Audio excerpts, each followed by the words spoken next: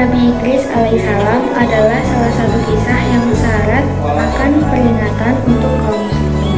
Menjadi manusia pilihan, ia sudah diberikan kesempatan oleh Allah Subhanahu wa Ta'ala supaya dapat merasakan bagaimana rasanya melihat surga dan melihat neraka. Sebuah pengalaman yang tentu saja akan membuat merinding. Nabi Idris sendiri merupakan keturunan ke-6 dari Nabi Adam alaihissalam. Dia adalah seorang putra dari Qabil dan Ikrimah atau putra dan putri Nabi Adam. Ketika itu Allah Subhanahu wa Ta'ala memerintahkan Nabi Idris supaya mengajak seluruh manusia supaya berjalan di jalan Allah Subhanahu wa Ta'ala.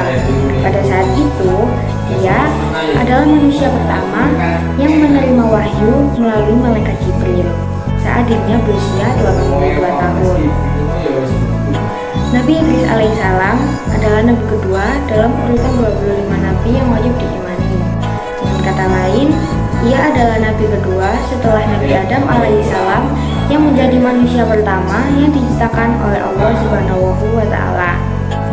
Berbicara mengenai silsilah, Nabi Idris alaihissalam adalah generasi ketujuh setelah Nabi Adam alaihissalam yang merupakan keturunan dari Qabil dan Ikrimah. Nama Idris sendiri berasal dari bahasa Darasa yang mempunyai arti kata sebagai belajar. Maka dari itu tidak salah apabila kehadiran Nabi Idris kerap dihubungkan dengan perasaan kecerdasan yang bersifat wajib dimiliki oleh seluruh manusia. Menjadi seorang pilihan Allah, Nabi Idris mempunyai kemuliaan, yaitu yang pertama, orang yang bisa membaca dan menulis. Yang kedua, orang yang memiliki ilmu pengetahuan. Dan yang ketiga, memiliki derajat yang tinggi.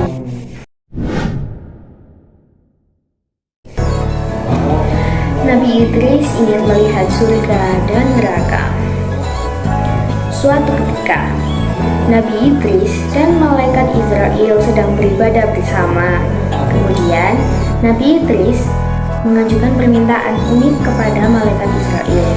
Nabi Idris pun bertanya, "Apakah kau bisa membawaku melihat indahnya surga dan dahsyatnya api neraka, wahai malaikat Israel?" Malaikat Israel pun menjawab, "Wahai Nabi Allah, lagi-lagi permintaan darimu sungguh aneh.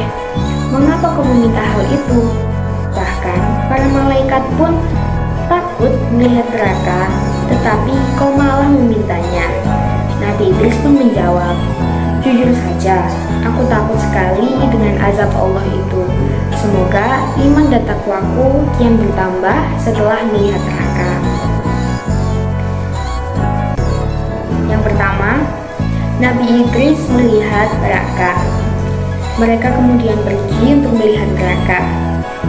Ketika hampir sampai, Nabi Idris kemudian pingsan karena dia melihat malaikat penjaga yang sangat amat menakutkan.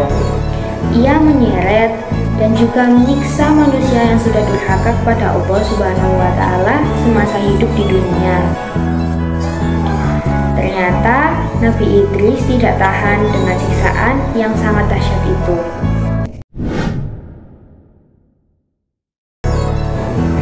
Yang kedua, Nabi Idris melihat surga.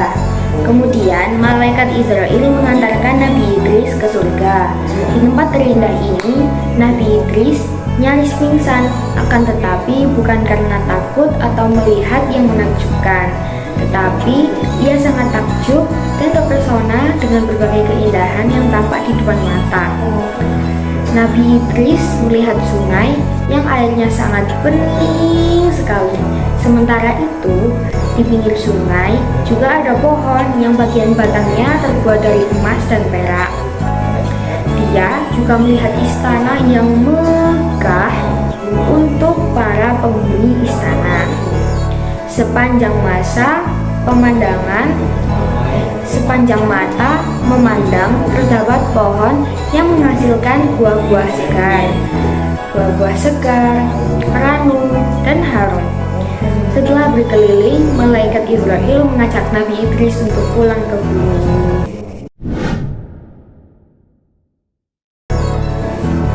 Itu tadi tadi adalah kisah dari Nabi Idris alaihissalam, dan ada juga ajaran dalam kisah Nabi Idris, yaitu dalam Al-Quran Nabi Idris alaihissalam disebutkan 2 kali, yaitu dalam surat Maryam ayat 56 dan 57 serta surat An-Nabiyyah ayat 85 dan 86. Melalui sebuah hadis, Nabi Idris disebutkan sebagai salah seorang nabi yang berbicara dengan Nabi Muhammad di surga selama beliau melakukan Isra Mi'raj. Ada banyak hikmah yang diajarkan Nabi Idris kepada kaumnya, seperti tanpa membagi-bagikan nikmat yang diperolehnya, seseorang dikatakan tidak bersyukur kepada Allah atas nikmat-nikmat yang diperolehnya itu. Kesabaran yang disertai iman kepada Allah akan membawa kemenangan. Orang yang bahagia adalah orang yang waspada dan mengharapkan manfaat dari Tuhannya dengan amal-amal salehnya. Bila kamu memohon sesuatu kepada Allah dan berdoa, maka ikhlaskan niatmu. Demikian pula untuk puasa dan sholatmu. Janganlah bersumpah palsu dan janganlah menutup-nutupi sumpah palsu supaya kamu tidak ikut berdosa. Taatlah kepada rajamu dan tunduklah kepada pembesarmu, serta penuhilah selalu mulutmu dengan ucapan syukur dan puji kepada Allah. Janganlah iri hati kepada orang-orang yang nasibnya baik, karena kesenangan yang mereka peroleh sebenarnya sangat sedikit.